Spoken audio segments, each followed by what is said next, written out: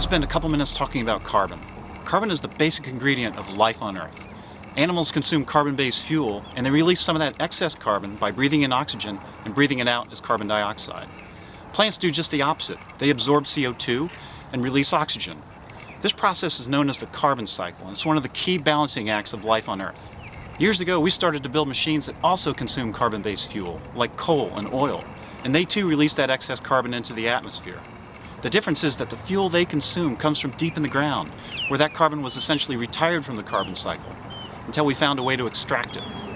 The resulting increase in carbon in our atmosphere is measurable, and it's creating changes in our climate and oceans. With all this carbon coming out of retirement, the role that nature plays absorbing it has become critically important.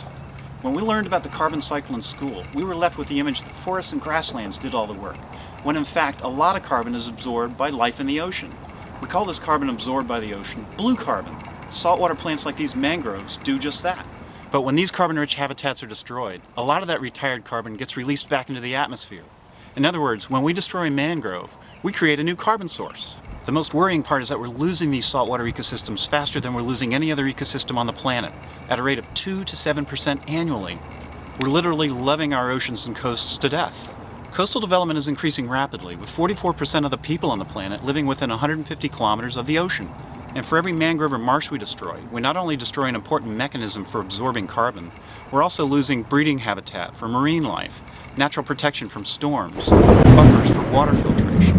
So it's important that we find ways to enjoy the coast while also allowing these habitats to do their job, absorbing blue carbon. You can play a role in protecting our oceans and coasts. Spread the word. Tell your friends, tell your family, let people with decision-making authority know that you care about your coasts.